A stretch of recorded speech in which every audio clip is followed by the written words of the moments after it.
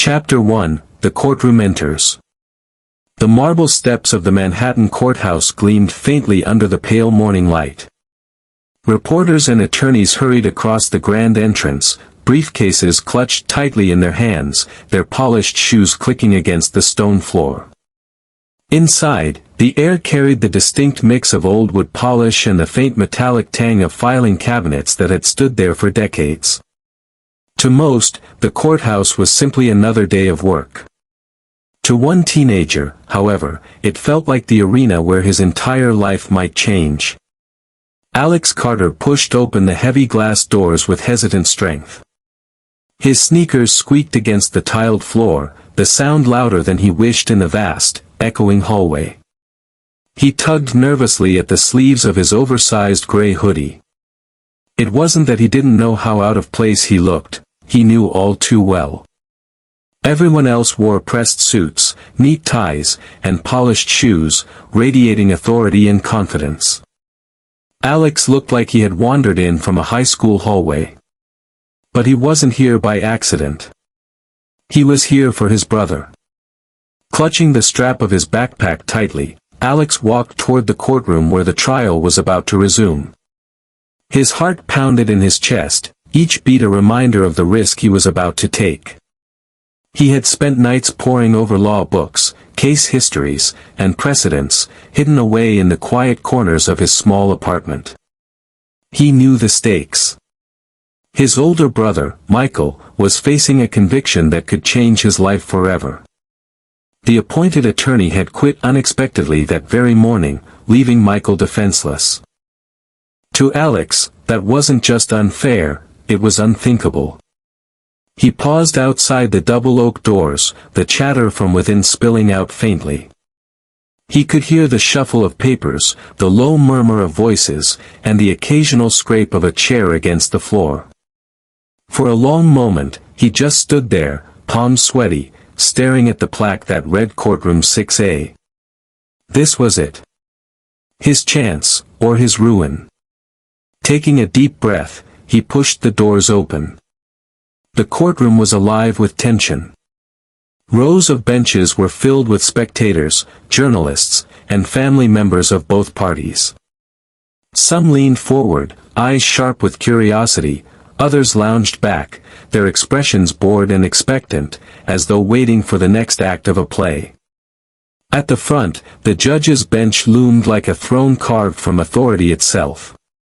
The American flag draped proudly to one side, while the seal of the state of New York glinted behind the judge's chair. Alex's eyes swept the room and landed on his brother. Michael sat hunched at the defendant's table, his hands clasped tightly together, his face drawn with worry. He looked up as Alex entered, his eyes widening in disbelief. A faint shake of the head warned Alex to sit down, to stay out of it, to not make things worse. But Alex had already made his decision. Walking to the nearest bench, he sat down, but his presence was impossible to ignore. People whispered, eyebrows raised. Who was this boy? Why was he dressed like that? Why did he look so nervous yet so determined? The murmurs didn't escape the judge's notice. Judge Harrington, a man in his late 60s with silver hair and sharp blue eyes, adjusted his glasses and glanced around the courtroom. He had presided over hundreds of trials in his long career. He recognized attorneys by their reputations, families by their desperation, and defendants by their fear. But a teenager in a hoodie, sitting upright as though preparing for battle, caught his attention. The judge tapped his gavel lightly. "Let's bring the courtroom to order." His voice, firm and commanding, cut through the whispers. "We will now proceed with the matter of Michael Carter." The prosecutor, a tall woman with neatly combed hair and an air of confidence, shuffled her papers and prepared her opening remarks. The defense table, however, was conspicuously empty of any attorney. The judge frowned. "Mr. Carter, where is your counsel?" Michael hesitated, his voice quiet. He withdrew this morning, Your Honor." A ripple of surprise spread through the courtroom. The judge's frown deepened. Withdrew. At this stage of the proceedings? Yes, sir. Michael lowered his gaze. The judge sighed. Well, this complicates matters. We may need to delay until another counsel can be appointed. It was then that Alex stood. His knees felt weak, but his resolve carried him forward. The wooden floor creaked under his sneakers as he straightened his back. Every eye in the courtroom turned toward him. The judge's gaze sharpened. And you are? Alex swallowed hard, then spoke, his voice trembling at first but gaining strength with each word. Your Honor, I'm Alex Carter. Michael's brother. And I request permission to speak on his behalf. A stunned silence fell over the room. The prosecutor raised an eyebrow, clearly amused. Spectators whispered more loudly now. A boy? A teenager? Was this a prank? The judge's lips curved into a smirk, his expression filled with disbelief. Son, Judge Harrington said slowly, his tone half mocking, half curious, this is a courtroom, not a school debate. Sit down before you embarrass yourself. The room chuckled. Laughter echoed off the walls. Some shook their heads, others whispered cruel jokes. But Alex did not sit. His heart pounded, his hands trembled, but his eyes held steady. He had walked into this courtroom knowing he would be mocked, knowing he would be doubted. Yet none of that mattered now. What mattered was his brother, and justice. Chapter 2, The Accusation. The chuckles still hung in the air when Alex tightened his grip on the edge of the bench. Every instinct screamed at him to sit back down, to avoid the spotlight and the storm of ridicule already forming in the judge's eyes. But his resolve was stronger than the humiliation. He knew why he was there, and why he couldn't back down now. I said, Alex repeated, steadying his voice, I request permission to speak on behalf of my brother. The judge's smirk widened into disbelief. And on what grounds? You're a child. You've no credentials, no standing in this court, no. With all due respect, Your Honor, Alex interrupted, the words trembling but sharp, the Constitution of the United States guarantees every citizen the right to legal defense. My brother has none, thanks to the sudden withdrawal of his counsel this morning. Without someone to represent him, this trial is not only unfair, it's unconstitutional. The room shifted. Whispers rippled through the benches again, this time less mocking and more uncertain. Some spectators frowned, others leaned forward with curiosity. Even the prosecutor paused, her hands hovering over her papers, eyes narrowing with the faintest trace of intrigue.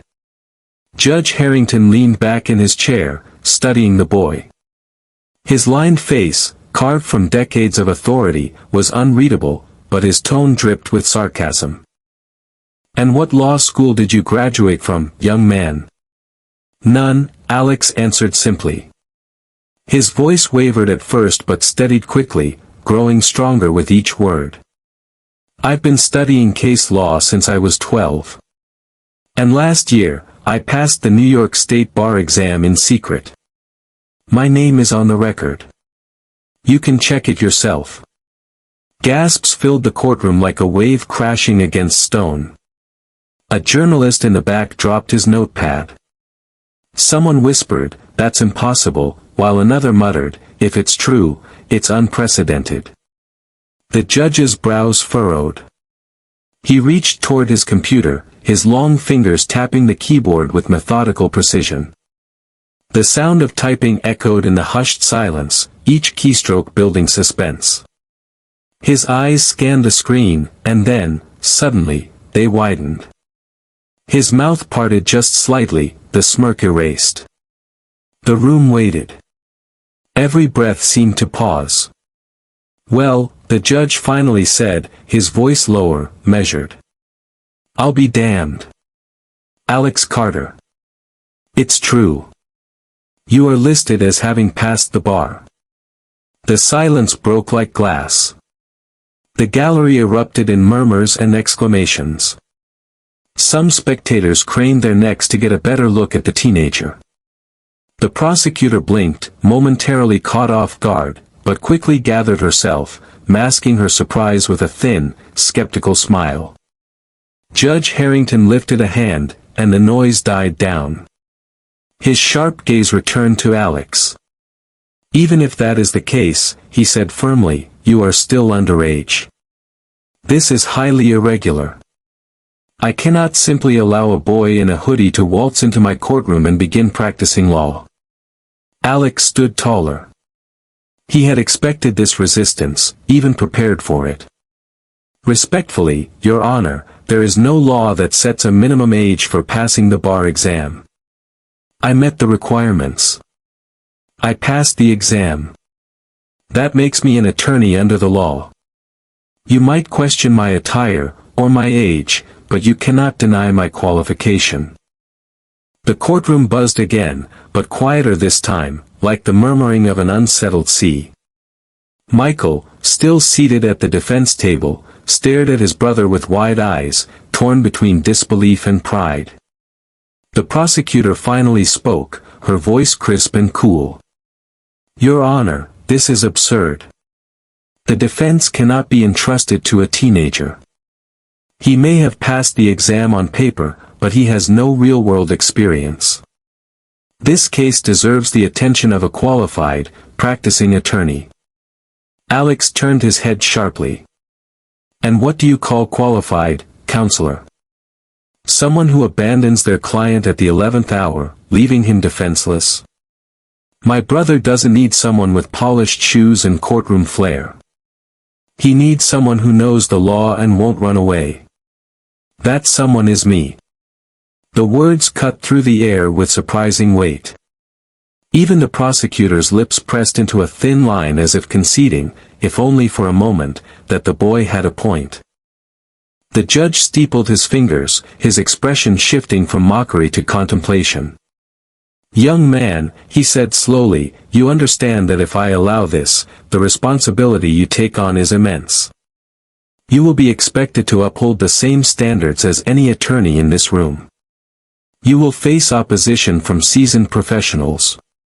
If you fail, your brother will suffer the consequences. I understand, Alex said firmly. His nerves still shook his hands, but his eyes were steady. But I'd rather try and fail than stay silent and watch my brother be convicted unfairly. The judge's piercing gaze lingered on him for a long, heavy silence. The gallery sat frozen, every ear tuned to the impending verdict of whether this extraordinary request would be granted. Finally, Judge Harrington exhaled, the sound echoing through the chamber. Very well, he said. Permission granted, reluctantly. But let the record show that this court has never seen anything like this before. A roar of whispers swept through the room. Some spectators shook their heads in disbelief, others scribbled furiously in notebooks, eager to capture the story that was already shaping into headlines. Alex walked slowly toward the defense table, every step feeling heavier than the last. When he finally sat beside his brother, Michael leaned toward him, whispering urgently. Alex, are you crazy? You don't have to do this. You could ruin everything. Alex met his brother's fearful eyes and gave a faint, reassuring smile. Trust me. I've been preparing for this longer than anyone knows. And with that, the teenager turned toward the bench, ready to face the battle that no one believed he could win. Chapter 3, The Judge's Mockery. The room felt smaller now, though nothing had changed in size. It was the stairs, every set of eyes bore down on Alex like invisible weights. Some were mocking, some doubtful, and a rare few, quietly impressed. But none mattered more than the gaze of Judge Harrington, who leaned forward on the bench, his sharp blue eyes narrowed into slits of scrutiny. Young man, the judge began slowly, his voice carrying the sharp edge of a man used to absolute control, "I don't think you grasp the gravity of what you're attempting. This is not a classroom debate, nor is it some clever stunt to impress your friends. This is a criminal trial. Your brother faces serious charges. If convicted, he could lose years of his life. Do you understand that?" Alex swallowed. His throat felt dry, but he forced his voice out steady. "Yes, Your Honor. I understand exactly what's at stake." The judge gave a humorless chuckle, shaking his head. "No. I don't think you do." He turned to the gallery, his tone shifting into performance, as if Alex's presence were more of a spectacle than a serious request. "Ladies and gentlemen, what we have here is a boy in a hoodie, a boy who probably spent his morning arguing about video games and basketball scores, claiming he's fit to stand in this court of law." Laughter bubbled up again from the benches. It was quieter than before, tinged with disbelief rather than pure mockery, but it stung all the same. Alex's ears burned, but he didn't flinch. "Tell me, Mr. Carter," the judge continued, sarcasm dripping from each syllable, "do you know how many years of study it takes to properly prepare an attorney for this courtroom? How many sleepless nights law students endure, how many apprenticeships, internships, and brutal examinations are required before one is considered capable?" Alex's hands tightened on the table in front of him, knuckles pale. He had read about Harrington in the news, a no-nonsense judge, famous for chewing up and spitting out unprepared lawyers. And now, Alex was not only unprepared in the judge's eyes, he was an insult. But Alex had not come this far to cower. "With respect, Your Honor," he said, his voice louder now, his nerves transforming into something sharper, "law isn't about the number of years you sit in a classroom. It's about understanding justice, applying it with precision, and standing up when it matters most. I may not have spent 3 years in law school, but I have spent more nights than I can count buried in case law, statutes, and trial transcripts. I passed the same bar exam every attorney in this state had to pass. Isn't that proof enough?" The judge arched an eyebrow, unimpressed. "So you've memorized a few books. Passing a written test doesn't make you a trial lawyer. This courtroom is a battlefield. The prosecution is led by one of the most capable attorneys in this district." He gestured toward the prosecutor, who gave a polite, almost smug smile. "You think you can stand against her with a backpack full of notes and a hoodie?" The laughter returned, softer this time, but it was there, a chuckle from the jury box, a smirk from the gallery. Alex felt the sting in his chest, like the air itself was trying to push him back into his seat. But then he looked at his brother. Michael's face, pale with anxiety, softened just slightly as his eyes met Alex's.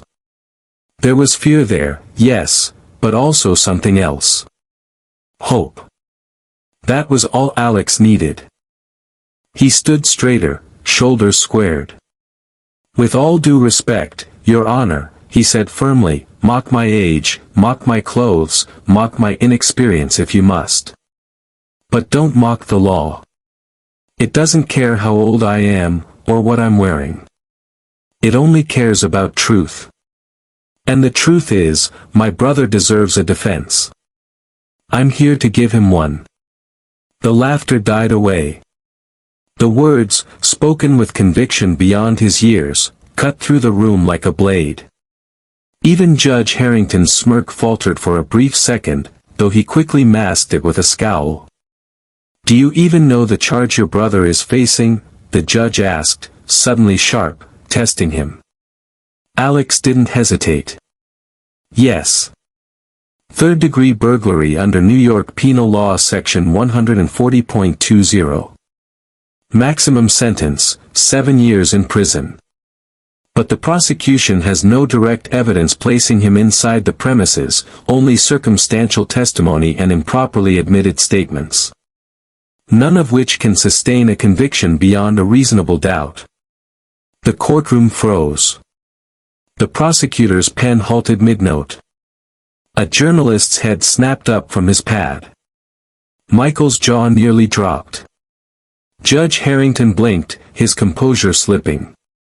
For the first time, he looked not amused, not mocking, but intrigued. "You've done your homework," the judge muttered under his breath, though the microphone carried the words across the room. He leaned back in his chair, fingers steepled before his mouth. His eyes narrowed again, but the mockery was gone, replaced with calculation. Alex stood silently, waiting. His chest heaved, not from fear now, but from adrenaline. He had taken the mockery, endured the laughter, and stood his ground. And in doing so, he had cracked the judge's armor. The gallery remained quiet, all eyes on the boy who had just spoken law with the fluency of a trained attorney. In that silence, Alex knew something had shifted. He was no longer just a teenager in a hoodie. He was a contender. Chapter 4, The Teenager's Courage. The courtroom was still humming from the revelation of Alex's bar exam results. Though skepticism lingered in many faces, curiosity now outweighed mockery. Reporters scribbled furiously, sensing the kind of story that could turn into tomorrow's headline. The prosecutor shuffled her notes with deliberate calm, concealing the flicker of unease in her eyes. Alex stood at the defense table, his oversized hoodie contrasting sharply against the polished oak desk. He placed his backpack gently on the floor, as though signaling he had no intention of running. His brother, Michael, leaned close, whispering in disbelief. "Alex, what are you doing? This isn't a game. If you slip once—" "I know," Alex interrupted quietly, his gaze fixed forward. His voice was firm, though his pulse raced. "But if I don't try, you lose by default. I'd rather fight and fail than sit and do nothing." Michael stared at him, torn between fear and a swelling pride he didn't dare show. The judge cleared his throat, breaking the silence. "Mr. Carter," he said, deliberately using Alex's name now, "you understand that courage alone doesn't win cases. You'll be facing objections, cross-examinations, and arguments from a professional who has spent years mastering this craft. Do you still wish to proceed?" "Yes, Your Honor," Alex replied without hesitation. His voice was steadier than before, a quiet determination cutting through the air. "The Constitution guarantees the right to legal defense.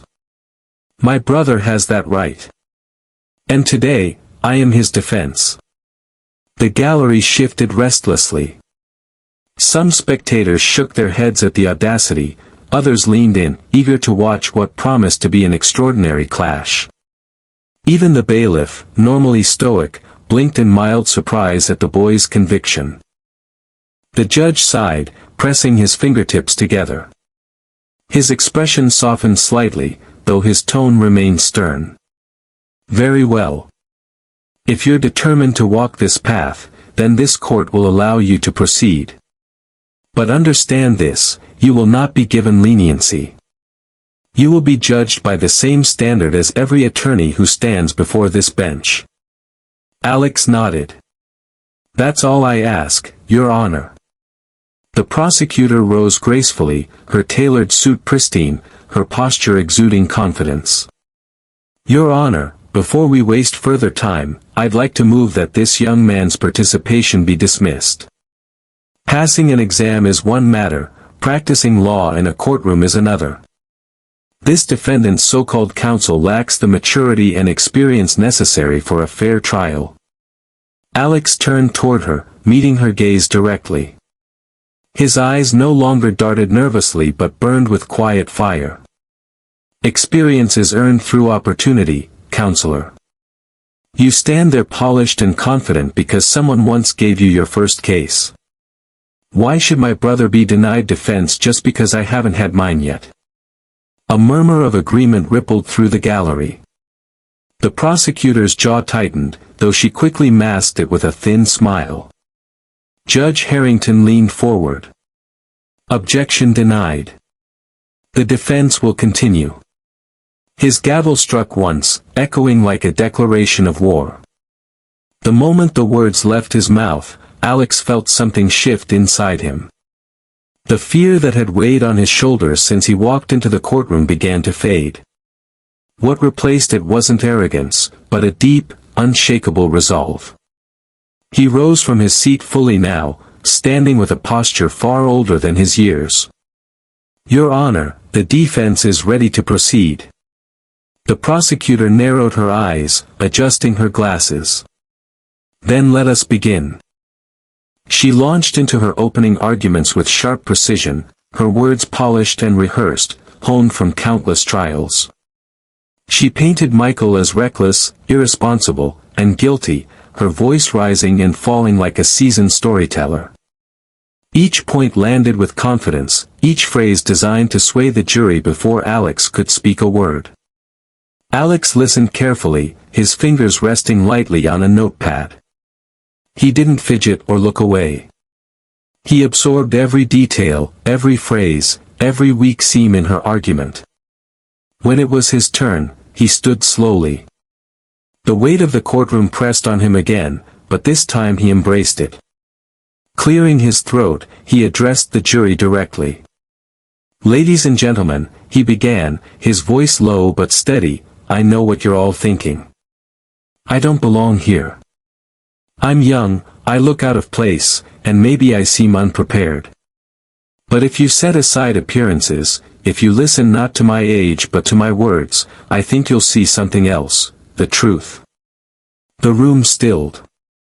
My brother is accused of a crime he did not commit.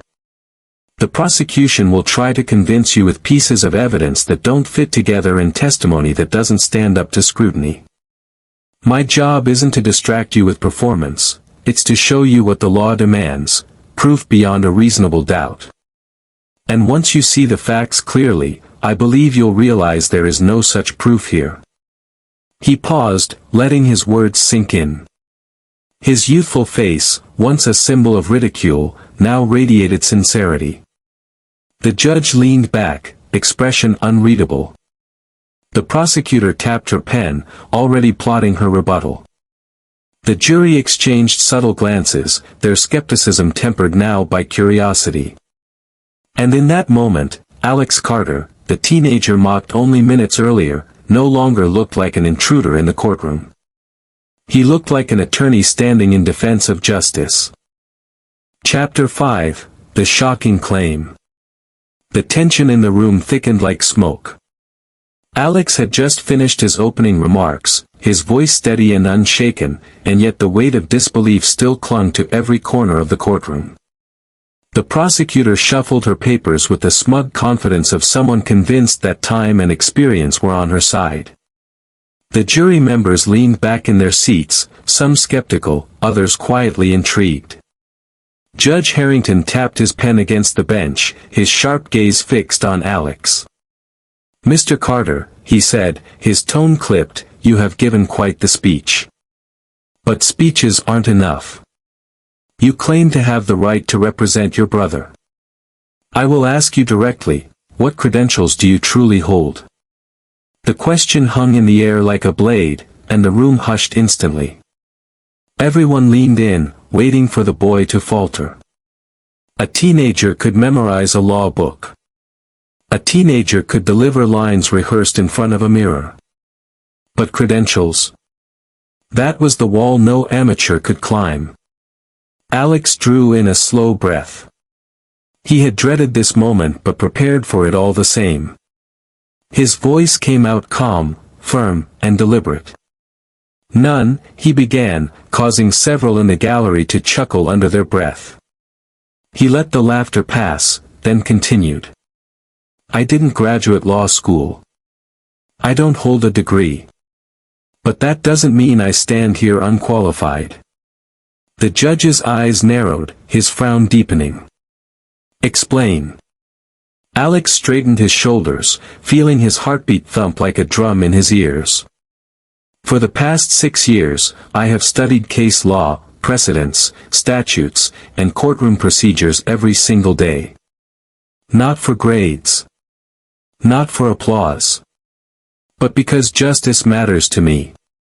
And last year, I sat for the New York State Bar exam. I passed. The words fell like a thunderclap. For a moment, no one reacted. Then came the collective gasp. The gallery erupted in murmurs, voices overlapping in disbelief.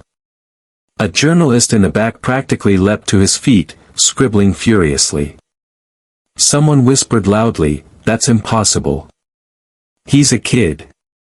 The judge froze, his pen halting mid-tap. His eyes, usually cold and commanding, flickered with something rare, shock. "You, what?" he asked, his voice low. "I passed the bar exam," Alex repeated, his tone steady. "You can check the records." All eyes turned to the bench as Judge Harrington's hand moved toward his computer.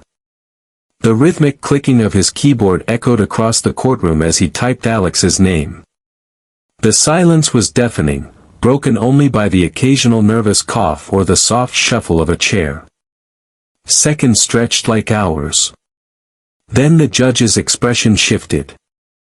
His jaw slackened, his eyes widened, and for the first time that day, the stern mask of authority cracked. "My God," he muttered, almost to himself. Then, louder, "It's true. Alex Carter. You are listed among those who passed the bar exam last year." The gallery exploded. Gasps, exclamations, and outright shouts filled the room. Reporters whispered to one another, their pens scratching furiously. Even the bailiff struggled to maintain order as the noise swelled. The prosecutor's face, carefully controlled until now, betrayed her shock. She clenched her jaw, fingers tightening around her pen until it nearly snapped. The judge banged his gavel hard, the sharp crack echoing through the chamber. "Order. This courtroom will come to order." Slowly, reluctantly, the voices quieted, though the air remained charged with electricity. Turning back to Alex, the judge leaned forward. "Young man, you realize the magnitude of what you've just revealed? No one your age has ever accomplished such a feat, and yet here you are, standing in my courtroom, attempting to act on it." Alex met his gaze head-on. "I didn't come here for recognition, Your Honor. I came here because my brother's attorney abandoned him. If I don't step in, he'll have no defense. You said this is serious, I know it is. That's why I'm here. Because he deserves better than silence." The judge studied him for a long moment, his expression unreadable. Finally, he leaned back, exhaling heavily. "This is unprecedented. Unorthodox. Borderline insane." And yet, his gaze swept the courtroom, then settled back on Alex. "It seems we are faced with something extraordinary." The prosecutor rose, her composure cracking at last. "Your Honor, this is absurd. He may have passed a test, but he is not a practicing attorney. This entire trial could be thrown into jeopardy. The court cannot allow a child to argue as counsel." Alex turned toward her, his voice sharp with quiet authority. "The law doesn't set an age limit for passing the bar. You know that as well as I do. My qualifications aren't in question. What you're afraid of, counselor, is that I might succeed." The gallery murmured again, some with disbelief, others with admiration. The prosecutor's eyes narrowed, her lips thinning into a tight line. Judge Harrington struck his gavel once more. "Enough. The boy is correct. There is no statute that forbids his participation. It is irregular, yes. Dangerous, perhaps. But the law is the law." He turned back to Alex, his voice stern but no longer mocking. "Very well, Mr. Carter. Permission granted. You may proceed as counsel for the defense." The word sent another ripple through the room. Alex exhaled slowly, the weight of the moment pressing on his shoulders but no longer threatening to crush him. For the first time since he entered the courtroom, the laughter was gone. In its place, silence, and respect. Michael reached over, gripping his brother's arm tightly. His voice was a whisper, trembling with equal parts fear and pride. "Alex, you really did it." Alex nodded, his eyes fixed forward. "This is just the beginning." Chapter 6, The Gasps. The sound in the courtroom no longer resembled quiet conversation, it was a storm. People whispered in frantic tones, some laughed in disbelief, others leaned over their benches to gawk at the teenager who had just shattered the rigid walls of tradition. A reporter in the second row muttered into his recorder, "Teen passes bar exam in secret, represents brother in live trial, unprecedented." Another spectator, an elderly man in a fedora, shook his head slowly. "The world's gone mad," he whispered to no one in particular. Michael sat frozen at the defense table, staring at Alex as though seeing him for the first time. His younger brother, the boy who stayed up late with dusty books, who skipped parties for quiet study, who nobody ever quite understood, now stood revealed as someone extraordinary. But all was quickly tempered by fear. Michael leaned close, his voice low and tight. "Alex, this is insane. You're painting a target on your back. She'll destroy you." He nodded toward the prosecutor. Alex didn't look away from the bench. "Maybe. But at least I'll be standing." At the judge's bench, Harrington finally raised his gavel and slammed it down with a sharp crack that silenced the gallery. His voice boomed through the chamber, regaining authority. "This court will come to order," he barked. "I will not tolerate this circus. You may think you're watching history unfold, but let us not forget, a man's liberty is at stake." His gaze swept across the room until the whispers died completely. Then his eyes returned to Alex. "Young man," he said gravely, "you've startled this court, and no doubt, you've startled the entire legal community. I'll admit I am unsettled. But the law binds me, and as I've confirmed, you have passed the bar. That cannot be ignored." The prosecutor stood sharply, her heels clicking against the floor. "Your Honor, if I may." "You may not," Harrington cut her off. His tone was sharp enough to draw gasps of its own. "You will have your chance to argue in due course, counselor. For now, the defense has the floor." The prosecutor sat slowly, but her glare at Alex was icy, promising a fight unlike anything he had faced before. Alex stepped forward, hands lightly gripping the wooden edge of the table. He spoke clearly, each word cutting through the quiet like the strike of a bell. "My brother has been accused without sufficient evidence. The prosecution will try to weave a story strong enough to distract from the holes in their case. But the law is not about stories. It is about proof, proof beyond a reasonable doubt. And that proof does not exist here." The jury shifted in their seats, watching the teenager who spoke with a gravity that belied his years. Some looked skeptical, but others nodded faintly, intrigued despite themselves. Judge Harrington, though keeping a neutral expression, could not mask the faint spark of curiosity in his eyes. He leaned back, tapping his pen against the desk again, not impatiently this time, but thoughtfully. The prosecutor finally stood again when granted the chance. She straightened her jacket, her tone dripping with disdain. "Ladies and gentlemen of the jury, don't be fooled by a child's performance. Yes, he may have passed a test, but what does that mean when weighed against years of practice, against the rigor of experience? Would you trust a surgeon who read books but never held a scalpel? Would you board a plane piloted by a boy who passed a quiz but never flew?" Her words rippled through the jury box. A few jurors raised their brows, considering the analogy. She smirked, sensing her point landing. But Alex didn't flinch. He waited until she finished, then replied in the same calm, steady voice. "With respect, counselor, this isn't surgery or aviation. It's the law. And the law is words, words that must be understood, interpreted, and applied. If I've mastered those words enough to pass the very same exam you did, then the courtroom is where I belong.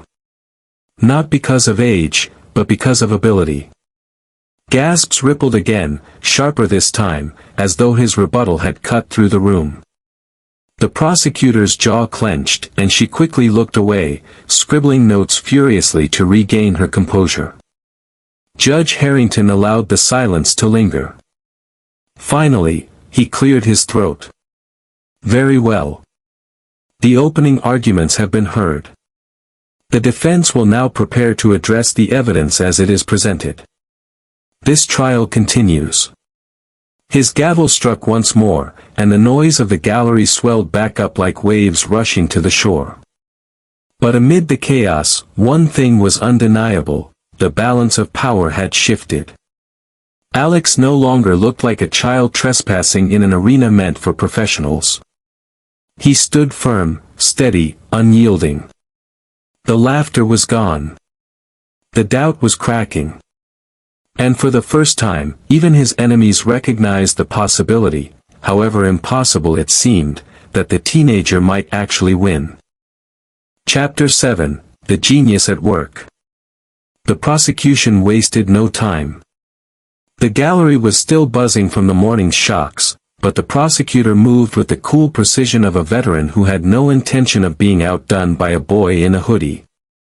She strode confidently to the center of the room, holding a folder of documents. "Your Honor, the prosecution calls its first witness." The bailiff opened the side door, and a man in his late 30s walked nervously to the stand. He wore a mechanic's uniform, his hands rough and calloused. His name was James Powell, a witness who claimed to have seen Michael Carter near the scene of the alleged burglary. Once sworn in, Powell sat stiffly, his eyes flicking from the prosecutor to the defendant's table. "Mr. Powell," the prosecutor began smoothly, "please tell the court where you were on the evening of March 14th. Powell cleared his throat. "I was closing up the garage across the street from Hardy's Electronics. Around 9:30 that night, I saw someone I recognized standing by the back entrance." He lifted a hand, pointing toward Michael. It was him. Michael Carter. The jury stirred. The prosecutor smiled faintly, turning to the judge. "Eyewitness testimony placing the defendant at the scene. Reliable, straightforward, undeniable." She turned, almost smugly, toward Alex. "Your witness." For a moment, silence. Everyone waited to see if the teenager would falter now that the spotlight had shifted. Alex rose slowly, adjusting the sleeves of his hoodie as though he were adjusting cufflinks. He picked up a slim notebook from the table but didn't open it. His eyes locked on Powell. "Mr. Powell," Alex said, his tone calm and respectful, "you mentioned you saw my brother by the back entrance of Hardy's Electronics. How far away were you?" Powell shifted slightly in his seat. "About, across the street. Maybe 50, 60 feet. Alex nodded. "At night?" "Yes." "And the lighting?" "There was a street lamp, I think." Alex leaned against the podium, his voice steady. "A single street lamp? Covering how much of the alley?" Powell hesitated. Not much. Just part of it." The jury leaned in. Already, a seed of doubt had been planted. Alex continued, his tone sharpened now. "So, from 50 to 60 feet away, in the dark, with only partial lighting, you are absolutely certain the person you saw was my brother?" "Yes," Powell said, though his voice carried less confidence. Alex nodded again. He let the silence hang for a moment before speaking. Mr. Powell, are you aware that my brother and I share a striking resemblance? Same height, same build, same haircut. A murmur ran through the courtroom. Powell blinked. Well, I didn't know that. Alex turned to the jury briefly, his expression calm but deliberate. Then he faced the witness again. You said you were closing your garage. What time does your shift normally end? 9 o'clock. So you stayed 30 minutes late that evening? Yes. Why? Powell hesitated again, fumbling slightly. Just, extra work. Some cars came in late. Alex's eyes narrowed. Do you have a record of those late cars? Invoices, tickets, anything proving you were there at 9:30? The prosecutor jumped up. Objection, Your Honor. Irrelevant. Judge Harrington raised a hand. Overruled. Continue. Alex stepped closer, his voice cool and precise. So, no written record? Powell swallowed hard. No. Alex tilted his head slightly. Interesting. So, on a night when you stayed late, unusually late, you happened to spot my brother in a poorly lit alley from 60 feet away, and you're absolutely certain it was him? Powell's confidence crumbled. I think so, yes. You think so? Alex echoed, his tone sharp. The witness faltered. Yes. I mean, yes, it was him. Alex turned to the jury. Ladies and gentlemen, Mr. Powell thinks he saw my brother. Not that he knows. Not that he's certain. Just that he thinks. And in a criminal trial, thinking isn't enough. The standard is proof beyond a reasonable doubt. The jury's expressions shifted. A few nodded slowly. The prosecutor scribbled furiously, her jaw tight. Alex returned to his seat, his face calm though his pulse raced beneath the surface. He could feel the room's atmosphere bending, the balance of belief beginning to tilt. Judge Harrington leaned forward, studying the boy with open fascination now. This wasn't luck, or charm, or theatrics. This was skill. Precision. Control. When the prosecutor called her second witness, a police officer who claimed Michael had made a suspicious statement, Alex repeated the same surgical dismantling. He questioned the officer about the exact wording, the conditions of the conversation, and the lack of a proper recording. Piece by piece, he exposed the fragility of the testimony. Each objection the prosecutor raised was met with calm rebuttals. Each answer Alex extracted chipped away at the certainty of guilt. By the time the second witness stepped down, the jury no longer looked skeptical. They looked engaged. Listening. Weighing. And Alex Carter, the boy in the hoodie, stood taller than ever. The judge leaned back in his chair, his lips twitching into the faintest of smiles, not of approval, but of recognition. He had seen seasoned attorneys crumble under pressure, but here was a teenager wielding the law like a scalpel, cutting with precision where others bludgeoned with force. The mockery was gone. The doubt was fading. In its place, a new reality was dawning. This wasn't just a boy. This was a genius at work. Chapter 8, Victory. The trial had stretched long into the afternoon. Witness after witness had taken the stand, and with each one, Alex had chipped away at the prosecution's case until only fragments remained. The once confident prosecutor now looked weary, her earlier smugness replaced by frustration. The jury, no longer skeptical, sat on the edge of their seats, following Alex's every word. Reporters' pens scratched furiously across paper. The gallery was silent, not out of boredom but out of awe, as though afraid to breathe too loudly and miss a single moment. Finally, Judge Harrington's gavel tapped once. We have heard the testimonies. We have examined the evidence. It is now time for closing statements. Prosecution, you may proceed.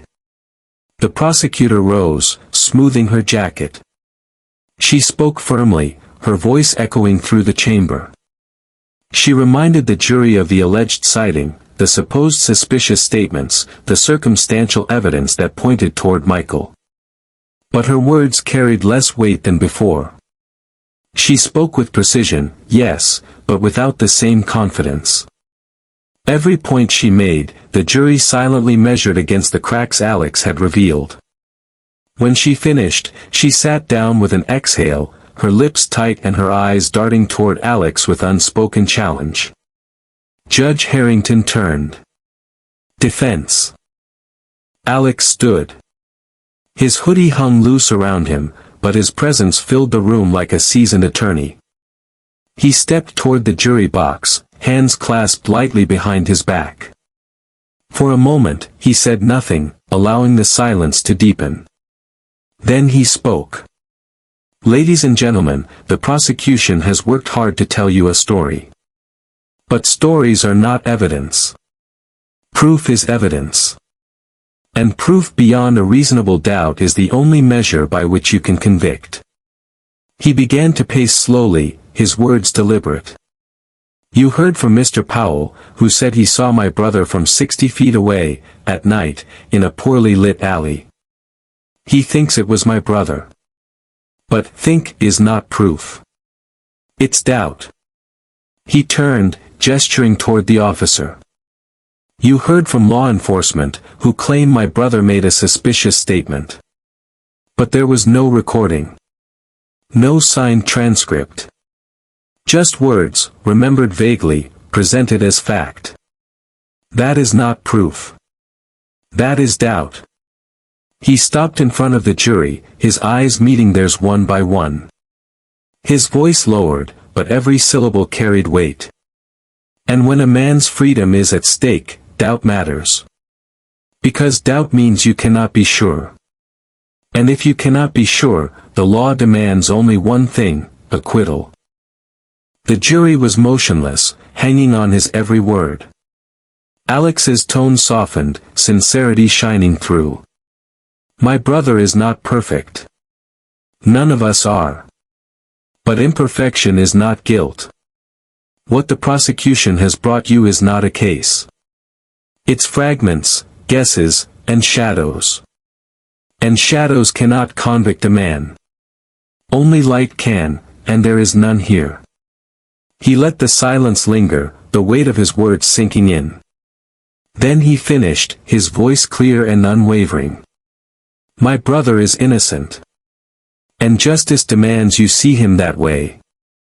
He stepped back slowly, returning to his seat beside Michael. His brother stared at him with wide eyes, disbelief and pride mingling in his expression. Alex, he whispered, his voice breaking. That was incredible. The courtroom remained utterly still. Judge Harrington leaned forward, his hands folded beneath his chin. He studied Alex for a long moment, then shifted his gaze to the jury. Members of the jury, he said slowly, I will not insult your intelligence with reminders of the standard you are bound to uphold. You know what is required. The jury filed out for deliberation. The room buzzed again, whispers rising and falling as people speculated on the outcome. Michael gripped Alex's hand tightly, both of them silent. For the first time, Alex allowed himself to feel the tremor of fear. Had he done enough? Would they see the truth? Minutes passed. Then the jury returned. The foreperson stood. We, the jury, find the defendant, Michael Carter, not guilty. The words thundered through the courtroom. Gasps, cheers, applause erupted all at once. Michael's head dropped into his hands, tears spilling down his cheeks. He turned, pulling Alex into a fierce embrace. You saved me, he whispered. The judge banged his gavel repeatedly. Order. Order in the court. But even his stern tone couldn't fully suppress the swell of emotion flooding the room. When the noise quieted, Judge Harrington spoke again. His voice, though steady, carried a rare softness. He looked directly at Alex. "Mr. Carter," he said, "you may be the youngest attorney I have ever seen in this courtroom.